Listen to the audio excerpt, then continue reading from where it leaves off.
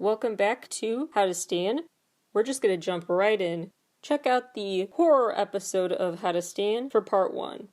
But we're going to pick up exactly where I left off and just start talking about why is Buffy the Vampire Slayer studied by so many academics, written about by so many academics, and viewed as a next-level incredible show. Buffy the Vampire Slayer premiered in 1997 and ran until 2003. It stars a 16-year-old named Buffy Summers, and she is a valley girl. She's a shopaholic, a cheerleader, very bubbly, quirky, not who you'd picture to be the chosen one, but she is. She fights vampires, and that's why she's everything. She can tap into this other side of herself, and she really was created because the writers wanted to create a character that took that horror movie trope of the cute young blonde dying early on in the horror movie and flip it on its head and make that person the star of the show, literally. So she goes to Sunnydale High School, which exists at the mouth of hell. Like, literally. It's basically the foyer of a demon dimension. She's trying to have a fresh start because she's gotten in trouble at school for what they call erratic behavior. She was really, hunting vampires.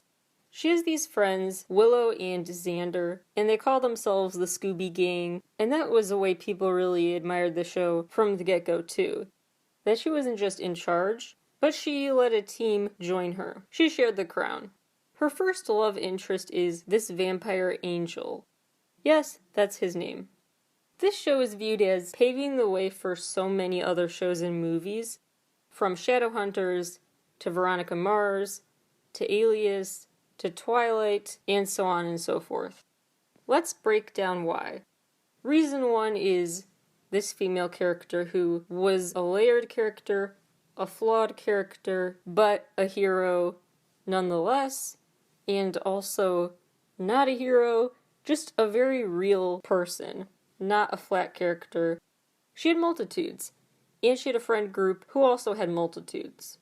She didn't have to sacrifice her quote-unquote feminine interests to kick butt. Number 2 is the show really addressed taboo subjects in a way that hadn't been seen on TV before. That really resonated with teens. Because a lot of shows geared at teens, you could tell adults wrote it, trying to sound like teens, and it doesn't work. And this was seen as very different. The show addressed a lot of groundbreaking and at the time very taboo topics. Consent, gang violence, death, loss in general, high school issues, and season 4 college issues. After that, college and post-college issues. Showing LGBTQ plus relationships on screen. The need for blood is treated like addiction in a way. There's Witch, the episode that deals with an overbearing parent. Teen violence, feeling isolated, coping with a parent's death, moral choices, and how we define concepts like good and evil, frustration with authority figures, social norms, what we see as arbitrary or just stupid rules. Then there are ones that feel like they somehow gained relevance, like I, Robot You, Jane, addressing fears surrounding the potential of technology. And what's especially gained relevance is Warren from season 6 victimizes women with basically his computer skills he uses to harm them. That was all very groundbreaking. Number 4, it proved how impactful TV can be on people's lives. Not just for the educational purposes, but for just influencing how people act and talk. This thing called Buffy speak became a thing, where people were using lingo from the show. PBS described it as linguistic jaywalking, which I thought was the perfect summary. A lot of ways, like I said before, that avoided the typical teen show writing that sounded fake. And you could tell it didn't have the authentic voice of teens. This managed to sound not too cringy, just kooky stuff like verbs used as nouns or vice versa, and just attitude. I mean, Buffy gets this headstone that says she saved the world a lot, period. So the use of language added depth to the characters. Another reason is because the whole show had a lot of allegories. The monsters came to represent, like we talked about in part 1, monsters can be used as the physical manifestation of fear, anger, other intense emotions. The monsters were kind of stand-ins for those emotions on this show. and she conquered those emotions when she conquered the monsters.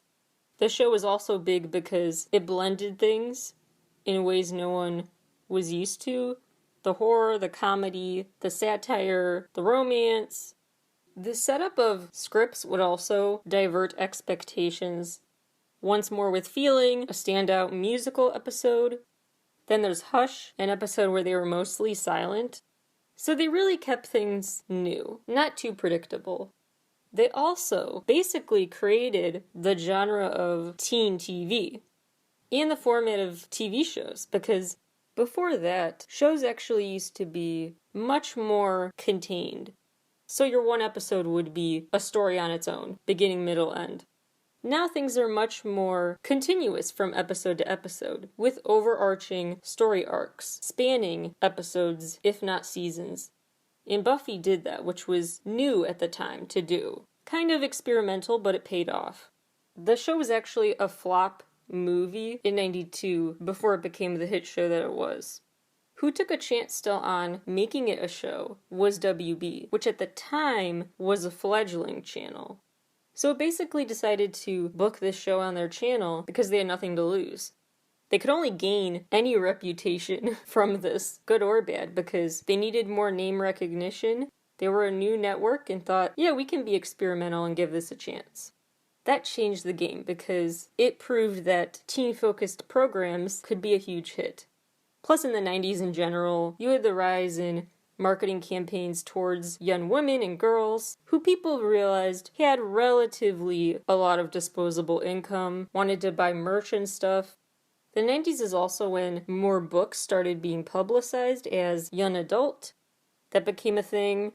So teen-geared programming was now marketed for teens specifically. And that could be profitable. Because before, shows didn't micro-target demographics like they do now. Shows focused just on sheer numbers, getting as many people to watch your show as possible. That meant that shows basically said they were for adults or for kids with their parents. Nothing in between for the teens, until now, when they realized, hey, there's a market for this. And lastly, of course, this show broke ground because it became so ripe for study. In fact, some researchers did some digging, I'll include the link on my site as always, to find out of all the shows and movies with tons of scholarship written, dissecting, and applying them, which of those has the most written about it. They looked at Alien, The Matrix, The Wire, The Simpsons. They found that Buffy, by a long shot, surpasses all of those other shows and movies when it comes to the sheer amount of academic papers done on it. Well over 200, and then they stopped counting, because it was just so far ahead of the pack. You can even get a master's degree in Buffy studies in cult film and TV at a university in London. Various academic conferences where people present their Buffy studies papers occur. These conferences draw fans from all over the world to talk about slayage. Slayage is the term used to describe the papers they're presenting. I find this stuff fascinating. I've read countless Buffy papers at this point, but here are a few of my favorites. First of all, one researcher created a math formula to determine if it ecologically makes sense for vampires and human populations to be what they are in the town of Sunnydale. So this researcher calculated that, well, the population of Sunnydale is 38,500. The human population, let's say it grows at 10% rate. Vampires feed every 3 days and encounter 100 potential victims a day. 1 vampire equals 1 human slayed per every 240 feedings. Long story short, he did the math. It does make ecological sense in the show. The vampire to human population. There's this one paper by a DC think tank strategist. He wrote a piece comparing Buffy's war against evil to the war on terror. I kid you not. He says, quote, I'm going to suggest that you think about biological warfare in terms of Buffy the Vampire Slayer, and that you think about the world of biological weapons in terms of the Buffy paradigm, and that you think about many of the problems in the proposed solutions as part of Buffy syndrome. He says it's a show, quote, about a teenage vampire slayer who lives in a world of unpredictable threats where each series of crises only becomes predictable when it is over, and is followed by a new and unfamiliar one. So the paper talks about hindsight versus foresight, the type of intelligence you act on, understanding how quickly your intelligence is outdated, the unpredictability of scenarios. The motives can be very unclear. Risk-taking is not recommended. It's never clear when the threat is internal. It gets very serious. I love this summary of the paper. Quote, in short, they behave as if they could create and live with the kind of strategy and doctrine that is typically developed by the U.S. Joint Chiefs, could develop and implement an NSC decision memorandum, or solve their problems with the equivalent of a quadrennial defense review. Never mind, here is my actual favorite quote from the piece. If this use of a TV series to describe biological threats in biological warfare seems somewhat unusual, I invite you to consider the more conventional alternatives. We can speculate on scenarios, delivery methods, and lethality. We can conduct studies and exercises. And we can write doctrine until hell freezes over.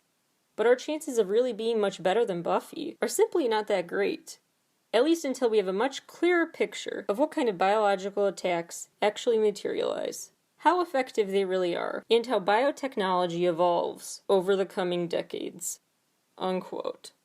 So many more intriguing out-of-the-box papers I've read from this Buffy studies genre. There's a gender studies primer for the Buffy fan, which basically calls her Barbie with a kung fu grip, but still Barbie at the end of the day. One piece looks at the vampire Spike, who they see as representative of this expression of fear and desire for someone other than them. There's a paper I read about Buffy speak and the linguistic aspect of the show. There are pieces like Buffy and the New American Buddhism and God, New Religious Movements, and Buffy the Vampire Slayer.